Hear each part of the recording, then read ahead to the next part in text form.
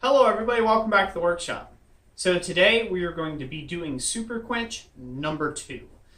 In the original Super Quench video, I tried bending 3 separate pieces and file testing them, and I wasn't exactly impressed with the Super Quench, but I went on to try a compression test on a piece of 3/8 inch square bar stock mild steel, and it actually had some different results that I wasn't expecting. So today I'm going to be doing a remake of that video. I hope you guys will enjoy it, and we'll see you on the other side. Okie doke. First step in this process is we're going to go ahead and lay ourselves out 4 equal parts. We're going to do 4 different pieces. One of the pieces is going to be a control.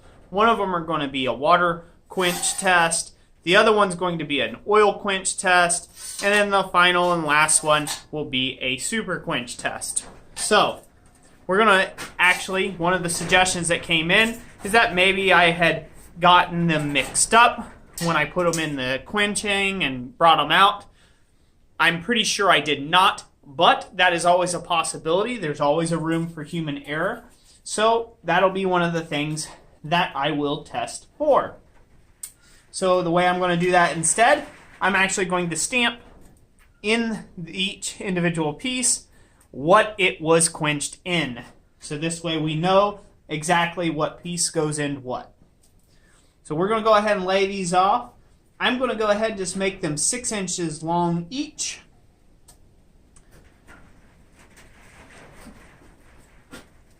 So we're going to go ahead and mark these off at 6 inch long lengths each, which is, let's see here.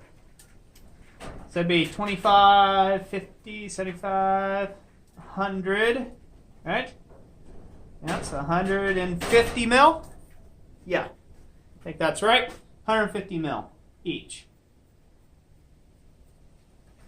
Now, this piece here is an 1.5 inch wide by 1/8 inch thick piece of flat bar stock. This is mild steel.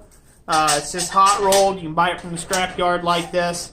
So I do know that this is a true piece of mild steel.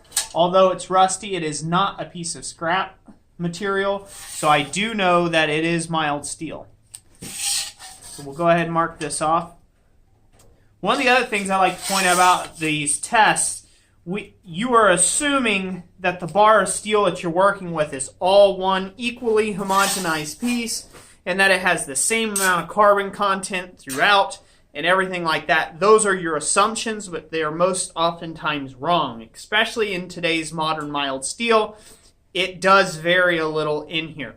If you've ever drilled a piece of mild steel and all of a sudden dull into a drill bit or snapped it off completely out of nowhere, well, I've done that before where there was a hard spot somewhere in the middle of the bar and ended up dulling a bit like lickety-split. So we're assuming this has similar properties throughout the whole bar stock, and so that's how we're going to make our test. So we've got our 1, 2, 3, 4 here. I'll be back after I stamp what they are for Super Quench, oil, water, and control, and we'll get them heated up to a critical temperature and see what we got. Okay, here we are. So we've got our control. We've got our oil. We've got our water. And we've got our Super Q for Super Quench. So, what am I going to do with all these? Well, all these are being treated exactly the same. So, the plan that I'm going to do today, I'm going to do a file test. I'm going to do a bend test. But before I do the bend test, I'm going to do a compression test by hammering this cold after it's been quenched and seeing how much effort it takes, or seeing how much deformation I can get after about 3 to 4 hits per slip. And we're going to see how well we can do this. So I will go ahead and heat these up and get them ready, and we will go ahead and quench them in their respective liquids.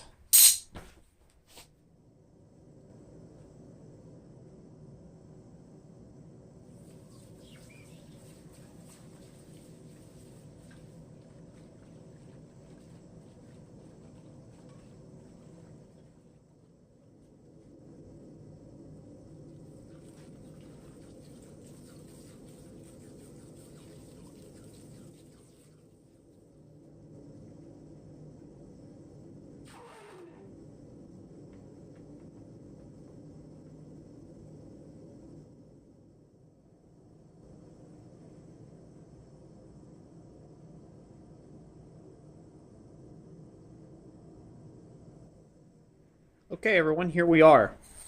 So, here is our 4 different samples that we are going to be testing. We have an oil, we have a super quench, we have a control, and we have a water. One thing I like to point out is the scale that's popped off or formed after the quenches is very much different on all 4 pieces. So I don't know if that has anything to do with anything, but I just thought it was kind of interesting. The water quench kind of had the most amount of scale kind of stick with it. The control has, obviously a bunch of scale stuck to it, as where this kept most of the scale on it, although it popped off some. The super quench tended to really blow off a big section of the scale, especially on that corner there. And then, the oil retained most of the scale except over here on this corner. So I found that to be kind of interesting, worth notating and pointing out. I did make sure that I checked out and made sure water was going in the water, control was being left natural, super quench was going where it belonged, and oil was supposed to go where it belonged. So hopefully we'll have addressed that issue. Now, let's go to the first test at the anvil, where I'm going to try to take and just knock these 2 corners off here with a taper, a real quick taper, and about 4 heats, or within about 4 blows, and we'll see how much they compare to one another. And I will be using my 3-pound crossbeam for this, and so I will be hitting them all exactly the same, as much as I can, with standard force. Here we are at the anvil. So I think we're going to start with the control. That's the one we're going to start with first and foremost. We're going to go ahead and start with control. I'm going to go ahead and grip it by the control part. I'm going to set it right on the anvil, and I'm going to try to knock off this corner here. 1, 2, 3, 4. All right. So you can see quite a bit of deformation there. Let's move on to the oil, since that would be assumed to be the least harsh quenching environment at all, even on hardenable steels. Ready? Whoop. 1, 2, 3, 4. Missed it horribly. Let me try this again. 1, 2, 3, 4. Woo! Well, without all them horrible misses that I was doing there, it essentially was about the same. No real difference other than like the control. Most of them maybe a little less deformation. Let's go ahead and move on to the water quench. If you remember in the last video, this one seemed to be the hardest and most prone to breaking. So let's try it again. See here. 1, 2, 3, 4. We'll give it a 5th one. Well, I would say that even with water, that is a whole lot less deformation. And I was hitting that about the same hardness. So there's 4 blows there, and there's 5 blows there. So there is something to mild steel, I think we can say, that allows it to harden slightly or toughen up under a quenched condition. So now we'll see how the super quench is, and we'll see how it compares to water. So this one is the super quench. Super cute. Go ahead and hold in the tongs here. 1, 2, 3, 4. Okay. As you can see, a little bit more, I would say, than the water. So if anything, I would say it's a slower quench. Or it's about the same, really. That's about the same right there so far. Alright. So now let's go ahead and do a file test on them. I'm going to go ahead and grab a file.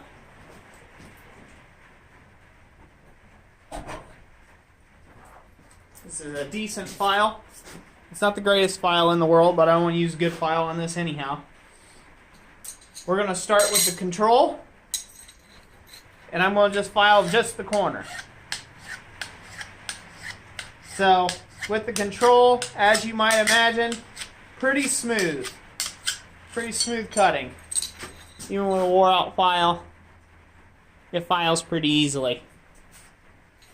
So now we'll go ahead and do the oil, opposite of the corner, once again, that we were forging on.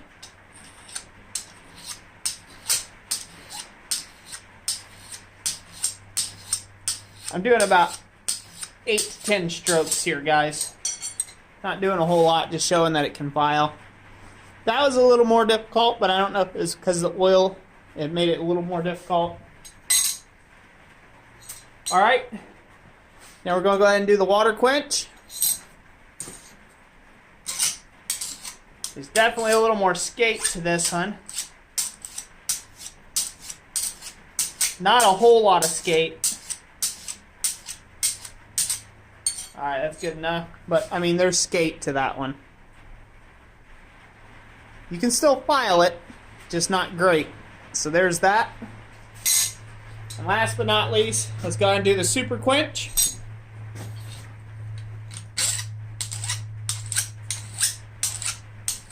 Alright, it's about like the water. You want to take my word for it?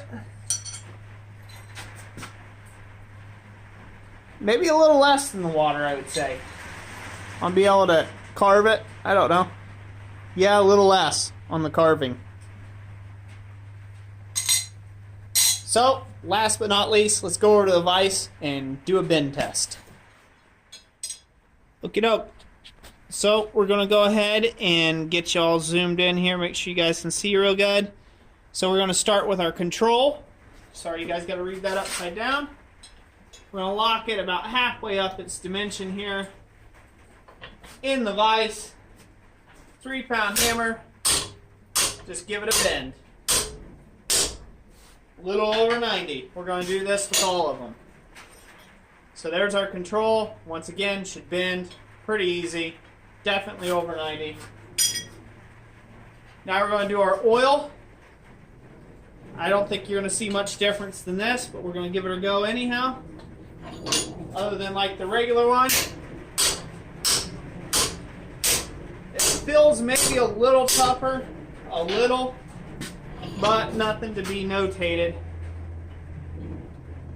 There's the oil. We're going to do water. Now if you remember in my last video, this was the one that cracked. So we'll see how well this takes this. It's a lot tougher. And same result. I think that's about as far as I'm going to go with that there.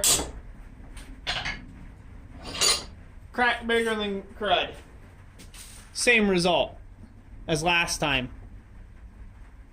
And that area there held together, but that's very interesting to me. And now for the Super Quench. For the bend test.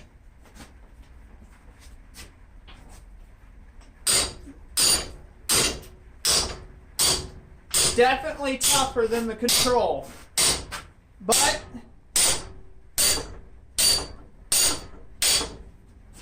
not cracking like just the water. Yeah, not cracking at all. So there you have it. There's that one. So let's go over to the workbench here for a second, and or get you guys a little closer, and we'll talk about what happened. Okay, so what can we take from this? Well, so far I'm a fan of Super Quench for making something tough. And now I'm going to say that, and I know that there might be some guys, that there's going to be a lot of controversy on this anytime you do something like this. There's bound to be people who say, no, mild steel is not hardenable in any sort of way, shape, form, or fashion. I call butt kiss on that. Mild steel is hardenable. Is it to a degree where you can create a blade, or is it make a good knife steel? No, it does not. Would I use it as a good tool steel? Probably not. I would not consider it a good tool steel, but you have to keep in mind that if this is 1018, say this is 1018 steel, the next up from that is like a 1025, and then like a 1030, and then a 1035, and 1040, 1045, so on and so forth, up all the way up to 1095, which is actually considered a tool steel. It's lower on the hardness spectrum, but it is a tool steel. So those have very little varying degrees in actual carbon content in those steels. Don't believe me? I can pull up a reference manual where I can show this to you, and I might just do that in one of these videos. It was something that my grandfather had left to me. He was a tool and die maker, and he had all the different types of charts and things on steels and their purposes and what you can do with them. So with that being said, I'm not championing this method as a good method, or hey, go make tools out of this or that, what have you. I will say that mild steel or structural steel does have a high enough degree of carbon content in it that it can harden noticeably. Noticeably so. Now, will this form a good edge? Probably not. Will this form, the blade of the century? Probably not. But I'm not concerned with those things anyhow. But in all the testing that I showed here, as far as deformation and things of that nature is concerned, the control did exactly as you would expect. It bent easy peasy like butter. It forged with no problem whatsoever. It filed, once again, like butter. And so it did everything that mild steel is supposed to do. The oil, since it is a much slower, not harsh quench medium at all, you didn't really see a whole lot of difference between this and the control. It did file a little more difficult, but I think it's just because the oil oxide finish on here. But other than that, it was essentially like the control. And then, last but not least, if you will, that's upside down. Nothing I can do about that. You'll just have to get over it. Then we got the water here, and it did exactly like our previous tests. This tells you that the testing method is consistent, and it just tore there. It just snapped right across. There's a fairly clean break up until this point. Once again, that's the nature of structural steel. You really can't count on this thing being one perfect piece. I guess you can't really count on any piece of steel being a perfect 100% all the same carbon content throughout. But, it did exactly like what's expected for something to do if you just come straight out of water from quenching it at above a critical temperature, and it came out and it broke or snapped or cracked. Just like you would do on something of a much higher carbon steel, it did exactly that. And if you looked at the forging was a little tougher. It did not get as much deformation as the control. The filing was definitely tougher to do. It definitely had skate on the water quench. And so this is very interesting. It's a very interesting subject. I'd be glad to see other people's videos on this. Anybody else that have tried to do Super Quench and to and experiment. I say experiment with it for yourself. Waste a little steel and find out. But the real verdict is, what do we think about Super Quench? That is what this whole video is supposed to be about. Well, I say Super Quench is the happy medium between control and water quench. I don't believe oil did a whole lot for me, but in what I've tested with the Super Quench, this was very difficult. I had to hit this at least twice as hard as I did the control to get it to bend over. It had a lot of resistance and whip back, and you know, the deformation on the forging was pretty apparent that I was forging on something very tough in comparison to the control. I mean, if you look at those two together, I mean, look at the difference in those two. Night and day difference there. It was definitely a lot tougher to forge, and then as far as file work goes, you could definitely see the difference there. The control, a lot more file work could be done versus the Super Quench. So, I think I may use this on my mild steel tooling that I make, you know, my cheapo stuff, the stuff that I don't care about, my throwaways, things like that. I might go through the effort and use this in that nature because I think it works. I think it works. I do not believe it produces a hard steel, but I do believe that it produces a semi-tough steel. So, that's my official verdict on the Super Quench. Be excited to hear what you guys think in the comment section down below. You know, drop me your thoughts. I read every comment. I don't get back to every comment, and I'm sorry for that. There's just so many comments. We answer. There's about 8,000 comments a month now that are coming into the channel. Just an unbelievable amount of comments that come in, and I wish I could answer everyone, but I can't. If you got ideas for another video suggestion, go ahead and put them in the comment section down below. Like I said, I read every one of your comments, and I am very appreciative of everyone who takes the time to leave a comment.